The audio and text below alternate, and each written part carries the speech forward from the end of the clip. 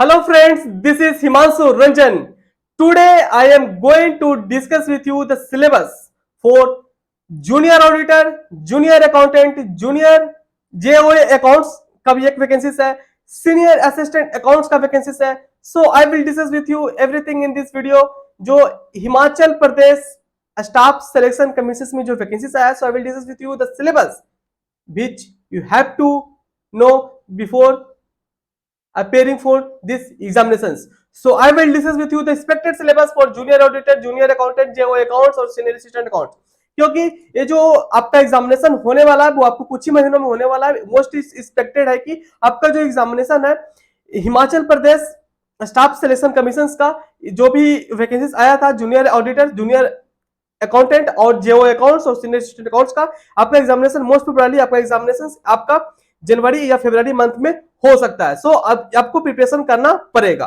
ठीक है, तो मोस्ट प्रोबेबली आपको जनवरी या फरवरी में आपका एग्जामिनेशन होने वाला है. ओके, तो आपको प्रिपरेशन आपको बहुत ही पहले से करना पड़ेगा. ओके, मैंने तो इसका ऑलरेडी कोर्स लॉन्च कर दिया है. ठीक है, if you wanted to purchase that courses then that courses are available on my website of himanshuranjanclasses.in. Website पे विजिट करिए, कोर्सेस परचेस करिए and start preparing for your examinations. बहुत सारे लोगों ने परचेस कर भी लिया है. ठीक है, देख लो ये सब सिलेबस है. ओके, सो ये इंपॉर्टेंट सिलेबस है, एक्सपेक्टेड सिलेबस है. So I will discuss with you everything in this video. So आप इस वीडियो को जरूर देखना, पूरा जरूर देखना. यू विल नो कि क्या पेपर पढ़ना चाहिए, क्या सब्जेक्ट है और क्या क्या चैप्टर्स है. So I will discuss with you everything in this video. तो आप इस वीडियो को पूरा जरूर देखना. ओके, पहले मैं आपको बता देता हूं थोड़ा कोर्सेज के बारे में. आप कोर्सेज परचेस कर सकते हो आप himanshuranjanclasses.in वेबसाइट का जो लिंक है वो इस वीडियो के डिस्क्रिप्शन में दिया हुआ है. तो आप मेरे वेबसाइट पे विजिट कर सकते हो. इस वीडियो के डिस्क्रिप्शन में जाइए, लिंक दिया हुआ है, तो go and visit on website. वहां पे कोर्सेज अवेलेबल है. ओके, फुल कोर्सेज अवेलेबल है. ठीक है, full courses are available at only ₹999. आप देख लो, इतने मतलब इतना नॉमिनल सा चार्जेस में आपको पूरा इंडिया में शायद ही कोई पढ़ा पा रहा होगा. अभी आप देख रहे हो ना कितना लोग 4,000 5,000 रुपया आपसे ले रहे हैं. ठीक है, उससे अच्छा कंटेंट मैं आपको दूंगा, उससे अच्छा कंटेंट मैं आपको दूंगा. आप देख लो, आप बहुत सारे यूट्यूब पे वीडियो भी है, आप एक दो वीडियो देख लो ना. ठीक है, बाकी अगर आप एक दो वीडियो इतना अच्छा है तो आप देख लो कि जो अभी आप कोर्सेज परचेज करो तो उसमें कितना बेहतर वीडियोस रहेगा. ठीक है, वीडियो लेक्चर कितना अच्छा रहेगा, कितना अच्छा कंटेंट रहेगा, एमसीक्यूज कितना अच्छा रहेगा. सो मतलब अभी provide you best quality videos lecture notes with MCQs. Okay, इसमें आपको video lecture with notes with MCQs आपको फुल कोर्स में आपको मात्र 999 पे मिलेगा. इसमें आपको video lecture note with MCQ सब कुछ मिलेगा. और बहुत सारे स्टूडेंट्स जो होते हैं उनको सिर्फ एमसीक्यू चाहिए होता है, सिर्फ एमसीक्यू उनको चाहिए होता है, तो वो एमसीक्यूज भी खाली परचेस कर सकते हैं मात्र 500 में एमसीक्यूज परचेस कर सकते हैं. Okay, so full courses are available at only ₹999. MCQs are available at only ₹500. अब बात किया जाए कि एमसीक्यूज कितना रहेगा. एमसीक्यूज यहाँ पे आपको 5,000 प्लस एमसीक्यूज रहेगा. 5,000 प्लस एमसीक्यूज यहाँ पे आपको रहने वाले हैं. हम आपको 5,000 प्लस एमसीक्यूज प्रोवाइड करेंगे और हर एक एमसीक्यू जो आपको प्रोवाइड करेंगे चैप्टर वाइज रहेगा. इसके साथ साथ सब सब्जेक्ट का अलग अलग रहेगा एमसीक्यूज और सभी सब्जेक्ट का चैप्टर वाइज रहेगा. Okay, so I will discuss with you everything. और ये जो एग्जामिनेशन आपका होने वाला वो मोस्ट प्रोबेबली आपका जनवरी या फरवरी में आपका एग्जामिनेशन होने वाला. फॉर्म भराना ऑलरेडी स्टार्ट हो चुका है. तो if you are meeting the eligibility criteria तो फॉर्म भरिए. और यहाँ पे बहुत सारे वैकेंसीज है, junior auditor, junior accountant, JO accounts और सीनियर असिस्टेंट अकाउंट्स का वैकेंसीज है. आपको जिसमें फॉर्म भरना भरिए. बाकी सिलेबस यहाँ पे आपको लगभग सिलेबस सेम ही रहने वाला है सभी लोगों के लिए. ठीक है,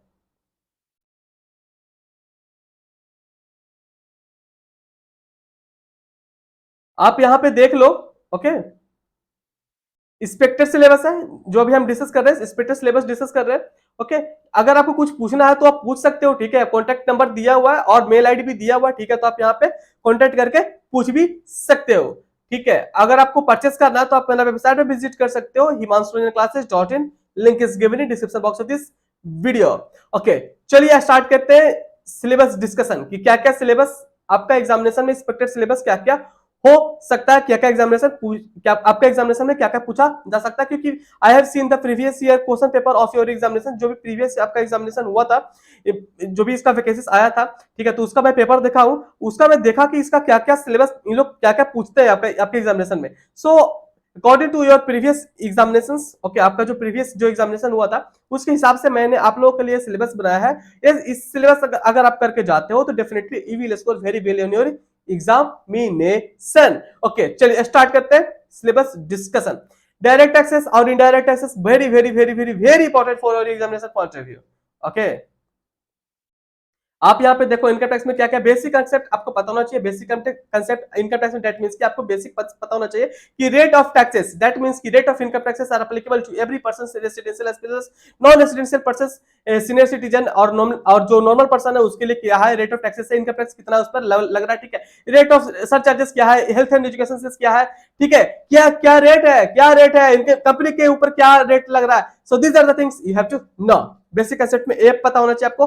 5 रेट्स ऑफ इनकम पता होना चाहिए। Sir hospital beneficial capital gain other sources, ये आपको पता होना चाहिए। ओके, डिडक्शन अंडर चैप्टर 6 से, डिडक्शन अंडर चैप्टर 6 से, चैप्टर 6 से करके एक चैप्टर है इनकम टैक्स में, वो आपको पूरी अच्छा तरीके से पता होना चाहिए। हम आपको जो कंटेंट प्रोवाइड कर रहे हैं वीडियो लेक्चर्स प्लस एमसीक्यू, उसमें आपको सारा चैप्टर वाइज अब सब कुछ चैप्टर वाइज है, ठीक है। वीडियो लेक्चर तो रहेगा ही, ओबीएस बात है, चैप्टर वाइज रहेगा। इसके साथ साथ एमसीक्यू जो हमको प्रोवाइड कर रहे हैं, हर एक एमसीक्यूज आपको चैप्टर वाइज मिलने वाला, हर एक एमसीक्यू चैप्टर वाइज मिलने वाला, तो बहुत ही आप लोग को पढ़ने में मजा आएगा, ठीक है। क्योंकि अगर हर एक चीज अगर आपको चैप्टर वाइज रहेगा ना, तो जब आप एमसीक्यू भी अब जब आप प्रैक्टिस करोगे ना, तो आपको लगेगा अरे तो प्रिपरेशन ही होता जा रहा है, ठीक है।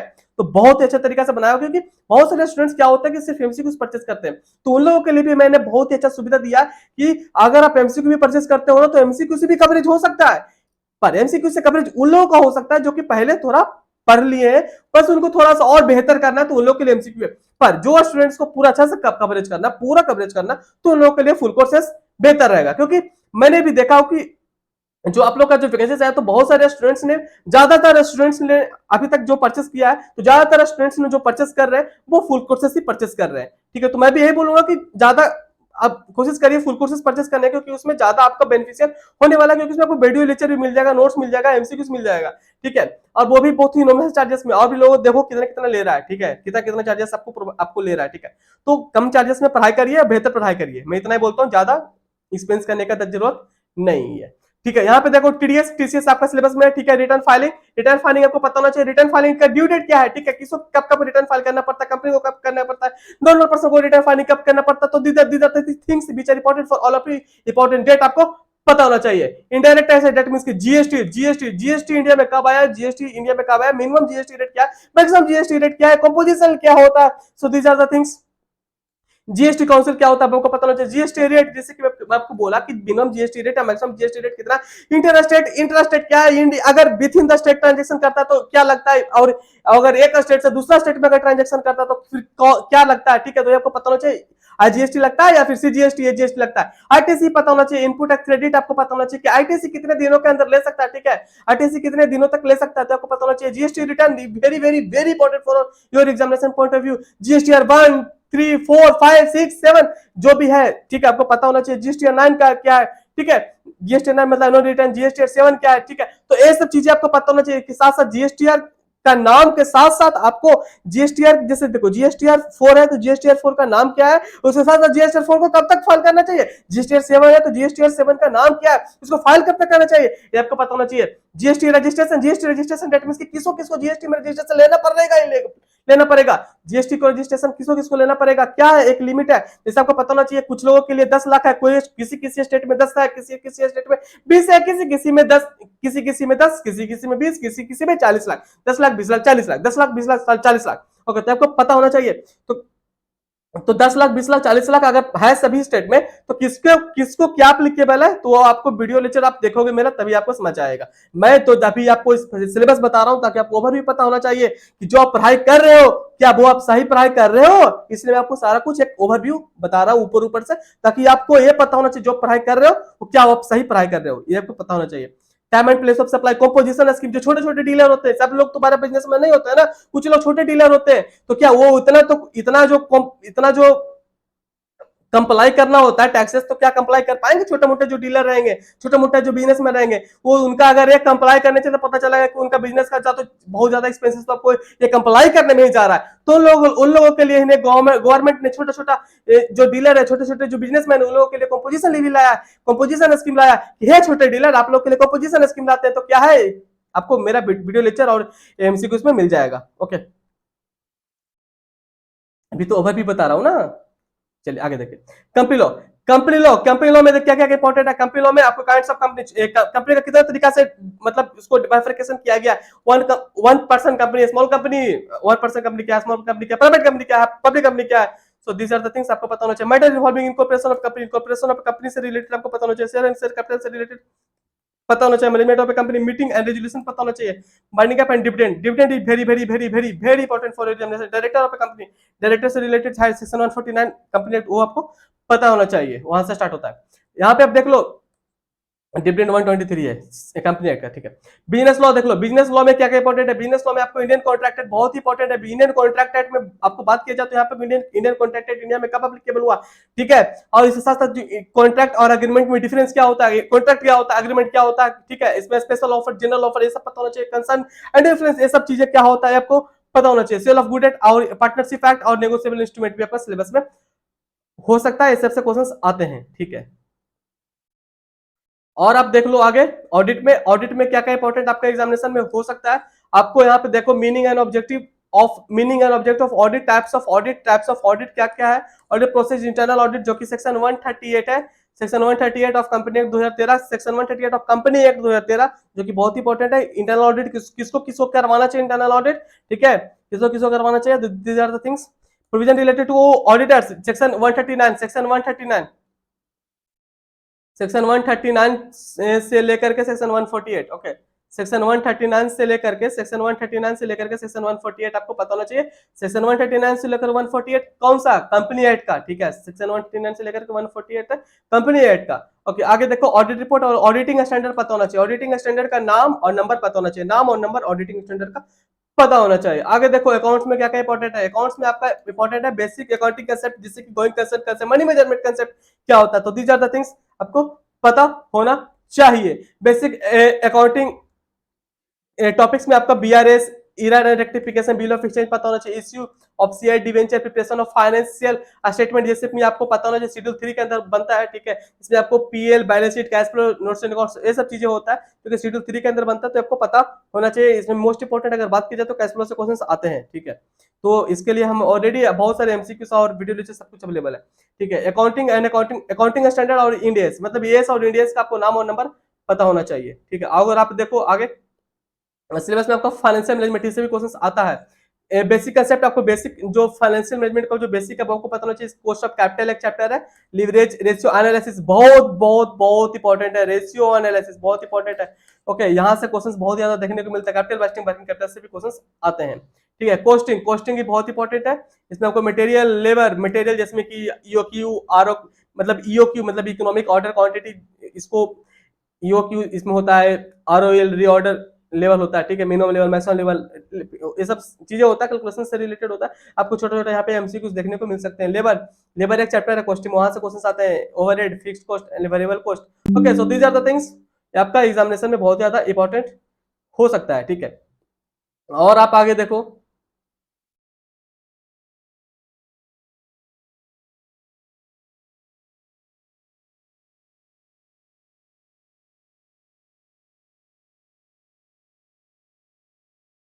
मार्जिनल कॉस्टिंग भी ज्यादा मतलब बहुत ज्यादा इंपॉर्टेंट आप लोग का एग्जामिनेशन में, ठीक है। मार्जिनल कॉस्टिंग भी आप लोग का एग्जामिनेशन में काफी ज्यादा इंपॉर्टेंट होता है, ठीक है। मेथड ऑफ कॉस्टिंग जिसमें कि आपको बैच कॉस्टिंग, कॉन्ट्रैक्ट कॉस्टिंग, ये सब प्रोसेस कॉस्टिंग, ये सब चीजें आपको पता होना चाहिए। मटेरियल मतलब कॉस्टिंग बहुत तरह कॉस्टिंग होता है। जॉब कॉस्टिंग हो गया, बैच कॉस्टिंग हो गया, कॉन्ट्रैक्ट कॉस्टिंग हो गया। सो ये सब चीजें हैं जो कि आपको पता होना चाहिए। इकोनॉमिक्स भी आपका सिलेबस में हो सकता है, आपके एग्जामिनेशन में क्वेश्चन आते हैं इकोनॉमिक्स में, ठीक। इकोनॉमिक्स है जिसमें कि आपका demand, supply, market, market that means की परफेक्ट कंपटीशन, मोनोपोलिस्टिक, मोनोपोली, ये सब क्या होता है। तो ये सबसे रिलेटेड भी क्वेश्चंस आते हैं, ठीक है। तो डिमांड, सप्लाई, मार्केट, ये तीन चैप्टर अगर देखा जाए इकोनॉमिक्स में तो बहुत ज्यादा इंपॉर्टेंट है। ये तीनों आप करके जाना, ठीक है।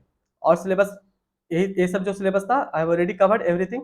यही सब सिलेबस आपका एग्जामिनेशन में हो सकता है, ठीक है। आप लोग का एग्जामिनेशन के लिए यही सिलेबस हो सकता है। मोस्ट एक्सपेक्टेड सिलेबस यही है। आपको इसी सिलेबस को कवर अप करके जाना है आपको एग्जामिनेशन देने के लिए, ठीक है। तो ये सिलेबस करके जाना, ये सिलेबस हम आपको कवरेज करवा रहे हैं, ठीक है। इस सिलेबस को हम आपको कवरेज करवा रहे हैं मात्र 999 में इस सिलेबस को हम आपको पढ़ाएंगे मात्र 999 में।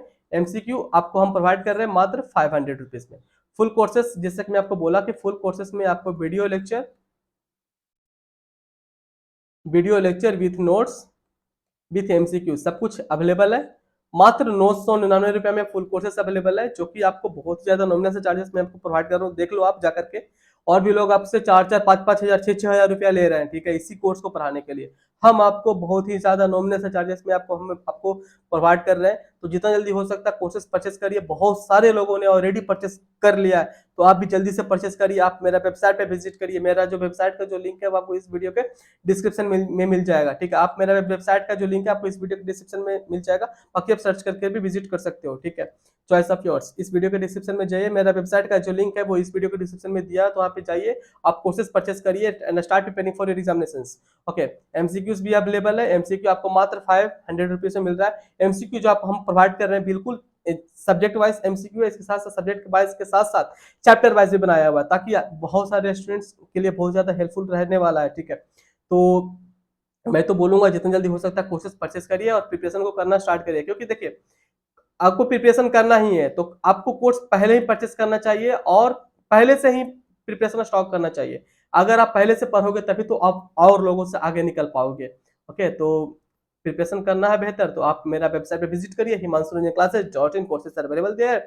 आप परचेस करिए and start preparing for your examinations. Okay, तो आप वीडियो अच्छा लगे वीडियो को लाइक जरूर करिएगा, इस वीडियो को शेयर तो जरूर करिए, इस वीडियो को शेयर जरूर करिए, ताकि और लोगों को पता चल सके कि इतना नॉमिनल चार्जेस में भी कोई लोग पढ़ा रहा है। तो मैं आपको इतना नॉमिनल चार्जेस में अगर प्रोवाइड कर रहा हूँ, इतना कोर्सेस, इतना बेहतर कोर्सेज मैं आपको प्रोवाइड करूँ, तो वीडियो को जरूर शेयर करिए और भी ग्रुप में, ताकि लोग जान सके और बेहतर एजुकेशन और बेहतर पढ़ाई कर सकेंगे इस चैनल के थ्रू, ठीक है। तो वीडियो अच्छा लगा तो वीडियो को लाइक जरूर कर देगा, चैनल को सब्सक्राइब कर दीजिए, वीडियो को लाइक जरूर कर दीजिएगा। Okay, so thank you.